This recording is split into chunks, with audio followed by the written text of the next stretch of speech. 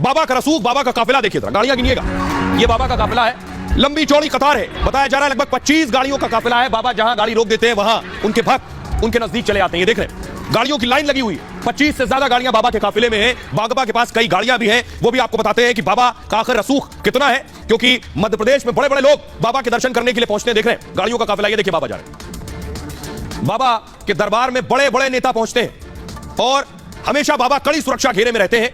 बाबा की गाड़ी के आसपास आगे पीछे गाड़ियों का रेला और काफिला चलता है। काफिले में 20 से 25 गाड़ियां एक बार में होती हैं। बाबा खुद कई लग्जरी गाड़ियों के मालिक हैं और पावरफुल एसयूवी फॉर्च्यूनर से बाबा खुद चलते हैं। कार की कीमत 38 लाख से 58 लाख तक है। टोयोटा की इनोवा क्रिस्टा भी बाबा के पास है, इसकी कीमत 21 से 31 लाख के बीच होती है। बाबा के पास एक कार टाटा सफारी भी है और इसकी कीमत 18 से 27 लाख तक है। यह है बाबा का लंबा चौड़ा काफिला। आइए अब मैं आपको बताता हूं, बाबा के पास एक तो दिव्य शक्ति है, यानी आपकी शक्ल, आपका चेहरा देखकर बता देंगे आपकी समस्या क्या है और लिखकर बता देंगे आपका समाधान क्या है समस्या का। लेकिन प्रेत शक्ति भी है, प्रेत भगाने की, वो तस्वीरें मैं आपको दिखा रहा हूं। ये देखिए, पुलिस ले लीजिए, प्रेत भगाते हैं, हाथ में गदा है, देखिए हाथ में गदा है और प्रेत भगाने का दावा करते हैं। आइए अब आपको अगली तस्वीर दिखाते हैं। बाबा भूत भगाते हैं। बाबा ये दिव्य शक्ति के बाद ये प्रेत शक्ति है। बाबा इस शख्स से कहा जा रहा है भूत आ गया। और बाबा दरअसल क्या कर रहे हैं आपको बताओ, आवाज कम करिए। बाबा क्या कर रहे हैं, बाबा कह रहे हैं मेरे पास दिव्य शक्ति है, इस शख्स में भूत आ गया है। बाबा का कनेक्शन ऊपर से है। बाबा ऊपर सिपा सालार को बोलते हैं इसको मारो, तो वो सिपा सालार मारता है, बाबा ये कह रहे हैं। सिपा सालार से बोलते हैं इसका गला दबाओ, तो वो सिपा सालार ऊपर से इसका गला दबाता है। यही कर रहे हैं इसमें बाबा। फुल स्क्रीन लीजिए। अब मैं आपको बताता हूं बाबा का जो प्रेत दरबार है इसमें बाबा क्या करते हैं। ये आप देख रहे हैं कुछ ऐसा प्रेत दरबार है। बागेश्वर धाम के बाबा धीरेन्द्र शास्त्री का यह दावा है कि भूत प्रेत की बाधा से भी वो मुक्ति दिलाते हैं। पीड़ित व्यक्ति बागेश्वर धाम में अर्जी लगाते हैं और नारियल को काले कपड़े में लपेट कर वहां ले जाना है। नारियल को बागेश्वर धाम में बांध देना है और फिर धाम की 21 बार परिक्रमा करनी है। मंगलवार शनिवार का दिन शुभ बताया गया है। बाबा के दरबार में हजारों पीड़ित लोग पहुंचते हैं। धीरेन्द्र शास्त्री तेजी से मंत्र पढ़ना शुरू कर देते हैं, उसके बाद माइक पर कुछ विशेष आदेश देते हैं जो आपने सुना। इस दौरान पीड़ित महिलाएं तेजी से सिर घुमाने लगती हैं, कई महिलाएं जमीन पर गिर जाती हैं और बाबा का दावा है इससे प्रेत बाधा से मुक्ति मिलती है। लेकिन श्याम मानव का कहना है बाबा इसकी आड़ में जादू टोना करते हैं। तो आइए मैं आपको सुनवाने जा रहा हूं बाबा का एक और इसी तरह का प्रेत दरबार में किस तरह से उन्होंने किया है, सुनिए जरा।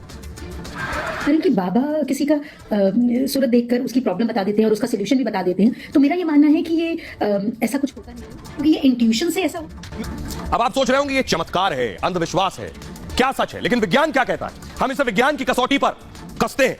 विज्ञान क्या कहता है इस पर? एक्सपर्ट मानते हैं ये जो दिव्य शक्ति की बात बाबा एक कह रहे हैं, दिव्य शक्ति कुछ सोचते हैं तो चेहरे पर उसका भाव आ जाता है।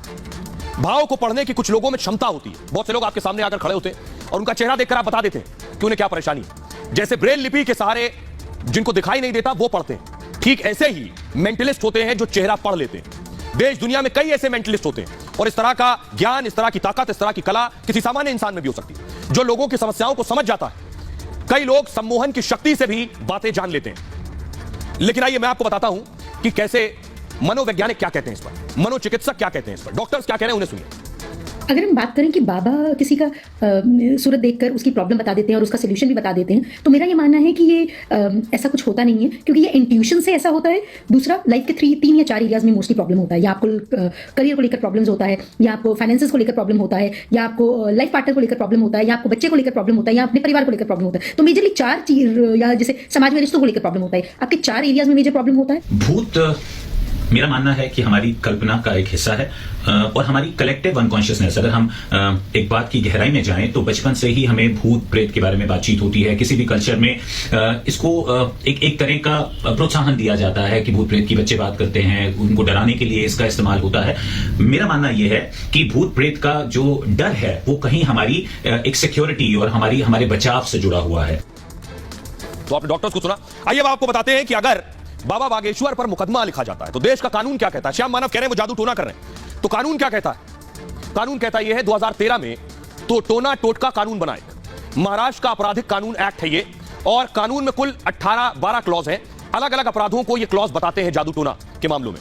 7 साल तक की इसमें जेल हो सकती है और 5,000 से 50,000 तक जुर्माना हो सकता है। अभी तक बाबा बागेश्वर की शिकायत जरूर की गई है लेकिन एफआईआर नहीं दर्ज हुई है। बाबा का कहना है कि कल वो अपने आश्रम में, अपने धाम में ये चमत्कार करके दिखाने वाले हैं, लाइव दिखाएंगे। उन्होंने